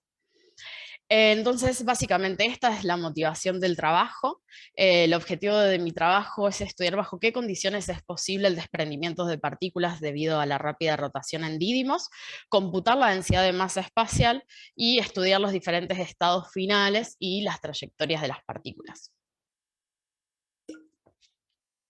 Para eso, Vamos a utilizar esta ecuación de movimiento para una partícula en el sistema. Es una ecuación que está planteada desde un marco de referencia rotante centrado en el asteroide primario y tiene como términos el campo gravitatorio del primario, las perturbaciones gravitatorias del Sol y del secundario, la presión de radiación solar, que va a ser muy importante teniendo en cuenta las partículas que vamos a considerar, y por supuesto fuerza centrípeta y Coriolis, que se desprenden del referencial en el que nos vamos a parar. Entonces, para integrar esta ecuación, hemos desarrollado un código numérico escrito en Fortran 77, que puede considerar al asteroide primario tanto como un objeto completamente esférico, como un modelo de forma poliédrica, como el que vemos acá en la esquina superior. Ese es el modelo de forma que tenemos para Didymos. Lo que se hace es una subdivisión de la superficie en diferentes grillas, se ponen en el centro de esas grillas las partículas, se testea la condición de despegue, que es la sumatoria de todas las fuerzas, y si despegan se las deja evolucionar con el tiempo. Los inputs principales de nuestro código son, por supuesto, los parámetros físicos y orbitales del sistema. Además, tenemos que asumir una tasa de producción de masa constante en la superficie, que es de 1 kilogramo por segundo. Tenemos en cuenta una ley de distribución de potencias para el tamaño de las partículas. Y las partículas que vamos a considerar están en el rango de entre 1 micrón y 1 centímetro. Bueno, hay 4 estados finales posibles para las partículas que se muestran en estos esquemas. Tenemos en cuenta acá que el círculo gris representa a Didymos, la curva negra representa la órbita del secundario y las curvas de colores son las diferentes órbitas o trayectorias de las partículas. Estamos viendo en el plano XY como si estuviésemos viendo el ecuador desde arriba. Entonces, tenemos 4 estados finales posibles. El primero son aquellas partículas que despegan del asteroide y luego de cierto tiempo vuelven a caer en la superficie. El estado número 2 son aquellas partículas que al final del tiempo de integración permanecen en órbita. El estado 3, en verde, son partículas que se acretan en el asteroide secundario. Y el estado 4, las partículas que escapan del sistema debido a la presión de radiación solar que las arrastra. Bien, entonces comenzamos haciendo simulaciones con el modelo de forma poliédrico que tenemos para Didymos. Lo que vemos acá en escalas de color son, en primer lugar, la gravedad superficial. Vemos que la gravedad superficial es menor en la región ecuatorial, gracias a este abultamiento que tiene, y si además tenemos en cuenta la fuerza centrípeta, entonces tenemos una región alrededor del ecuador donde es posible la expulsión de partículas. Separamos nuestras simulaciones en 3, hicimos 3 simulaciones diferentes. Tenemos simulaciones en el perihelio, es decir, en ese momento en la órbita heliocéntrica donde Didymos y Dimorphos pasan cerca del perihelio. Después en el afelio, el punto opuesto, y una simulación de una órbita completa en 2 años.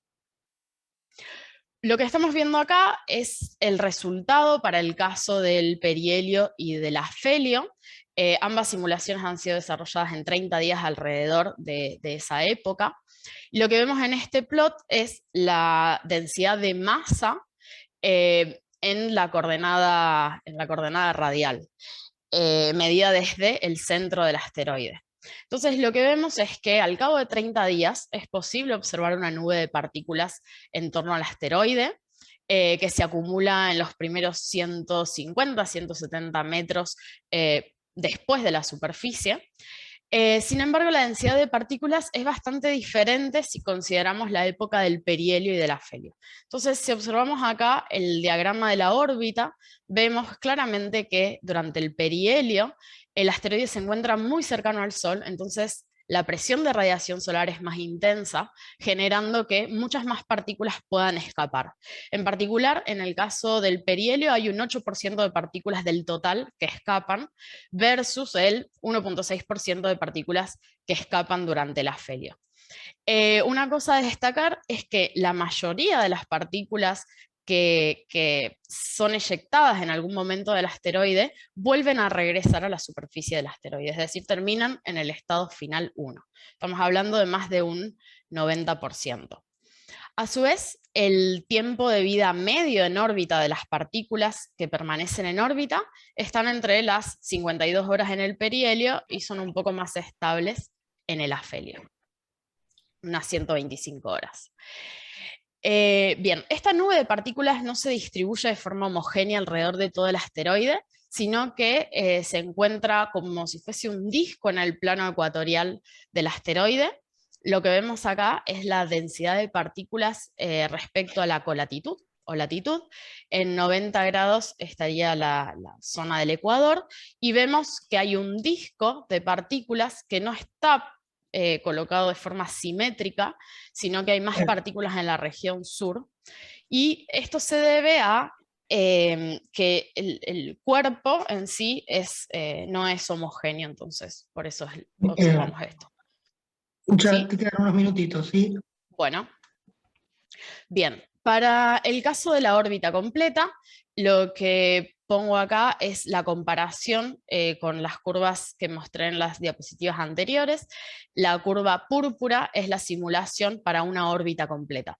Una de las cosas que aprendimos durante estas simulaciones es que aumentando el tiempo de simulación no significa que esa nube de partículas o ese disco de partículas alrededor del asteroide crezca, sino que la acumulación de partículas depende del momento del año en el que se haga la observación. Entonces, lo que vemos acá es que para una órbita completa, si terminamos la simulación cerca de la época del perihelio, como fue el caso, entonces ese disco de partículas es similar a que si integráramos solamente en 30 días.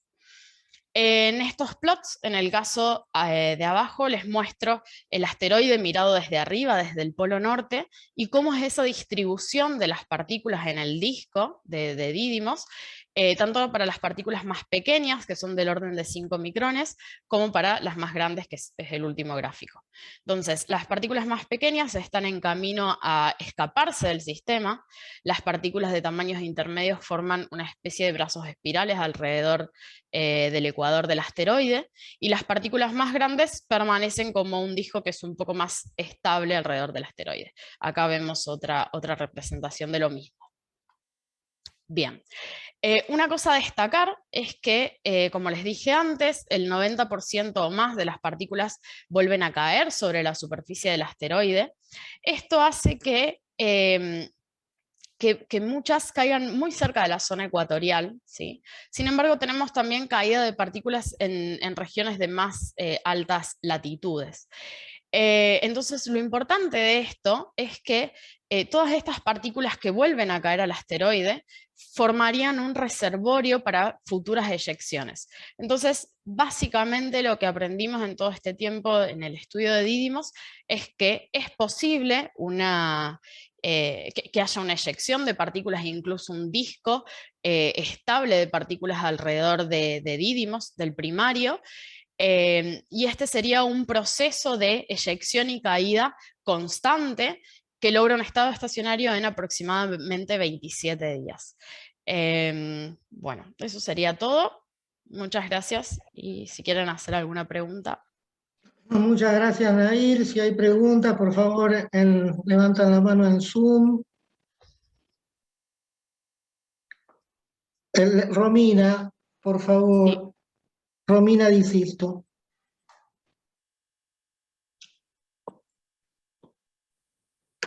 Hola.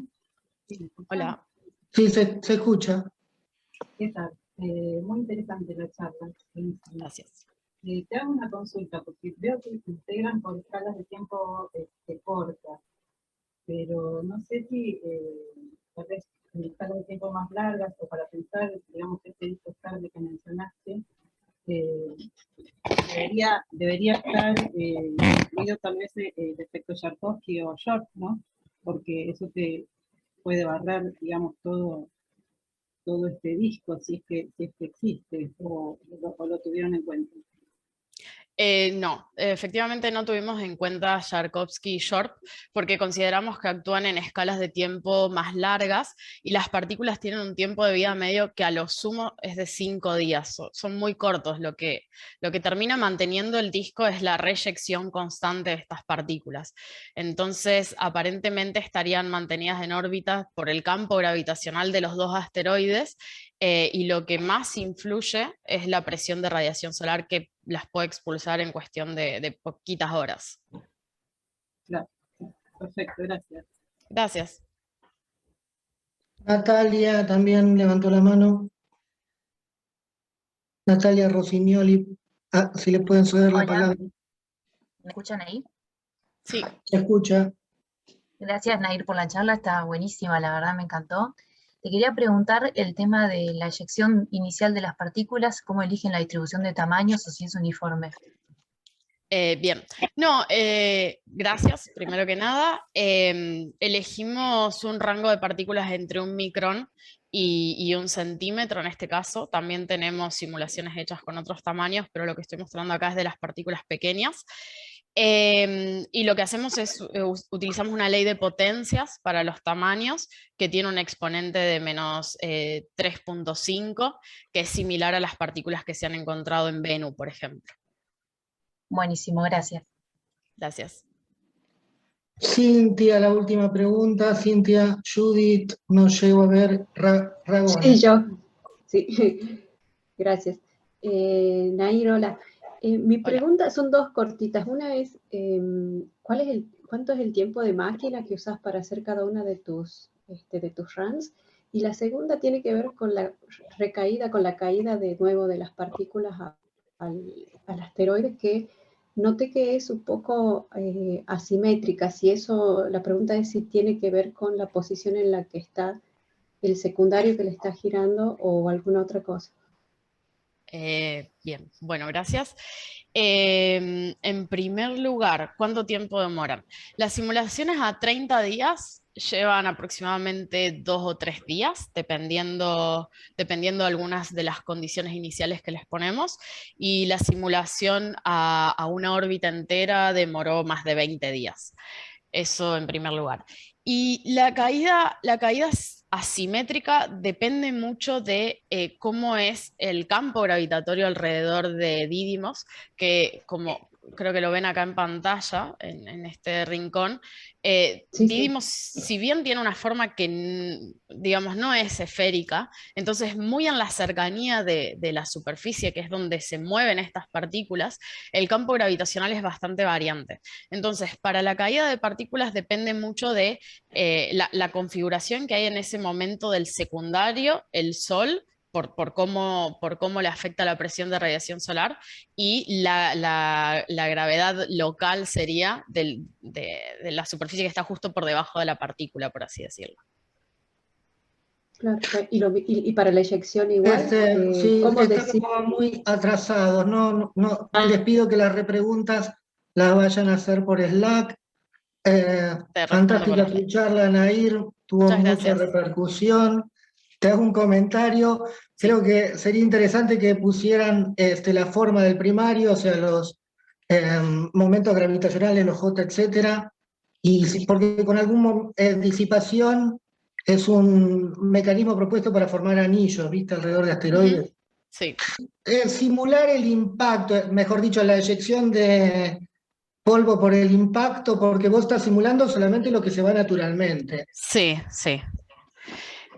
Hay otro grupo encargado de eso, que claro, que estudian la colisión y cómo es todo, digamos, la pluma de partículas que se puede eyectar y cuáles serían las consecuencias en la estructura del secundario. Sí. Claro, claro. Alejandro creo que quiere preguntar algo también.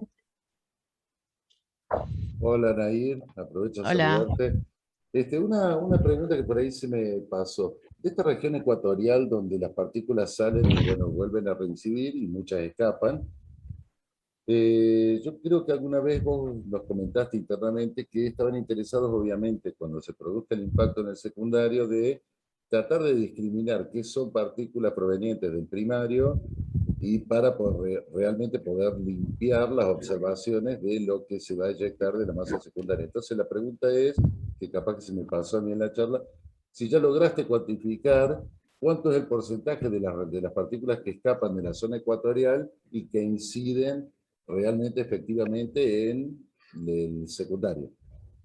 Bueno, hay una cuestión ahí, todavía no llegamos a hacer esto porque tenemos que hacer un mix entre el trabajo que está haciendo la gente que estudia la eyección por la colisión, como decía Mario, con mi trabajo. El objetivo final del trabajo es, como dice Martín, tratar de cuantificar cuánta masa preexistente habría antes de la colisión, como para poder quitársela al total de masa expulsada en la colisión de DART contra el secundario. No tenemos todavía una cuantificación, pero lo que sí está pasando es que si las simulaciones que yo mostré ahora son con los parámetros nominales de masa, de volumen, de densidad. Si nosotros nos movemos dentro del error que admiten esos parámetros para la densidad máxima que admite Didymos, no se observa casi eyección de partículas. Entonces, aparentemente estamos ahí en un rango límite entre el que podría haber un disco de partículas y entre que no. Entonces, lo que seguramente pase primero es que la sonda DART llegue a Didymos, observe si hay algún tipo de disco de polvo alrededor del asteroide y al mismo tiempo es cuando se van a fijar con un menor error, con mayor exactitud, parámetros como la densidad, que es uno de los más importantes en este momento. Así que hasta ahora lo que podemos decir es que si los parámetros son estos, hay eyección de partículas y hay un disco de partículas alrededor. Si los parámetros son estos otros, no habría nada. Interesantísimo, sí, muy interesante. Sí, te vuelvo a insistir con que pruebes de poner, porque en la resonancia spin-órbita tiende a expulsar y la disipación tiende a que caiga y se puede formar un estado estable, ¿viste? Eso Sí. es lo que se sugirió para Chariclo y demás. Sí, Cintia de nuevo, Cintia le debíamos tiempo, Cintia, Judith, Dragones. Gracias, no hay problema. Nair, capaz, supongo que la respuesta es no, si no lo hubieses dicho, pero por las dudas, ¿están teniendo en cuenta o pensás vos que sean importantes los procesos de destrucción de estas partículas de polvo? O sea, que cuando la colisión sucede, escapan, chocan, esos tipos de procesos los van a ver, los están viendo. No los estamos considerando. Acá en esta simulación solo consideramos como que las partículas no se ven entre ellas, pero sí sería también interesante tener en cuenta la interacción entre partículas. Entonces damos por cerrada la sesión de la mañana. Muchísimas gracias, agradecemos a todos los expositores y nos volvemos a juntar después del almuerzo a las 14:30, ¿no es cierto? Sí, bueno, gracias a todos y hasta luego será entonces.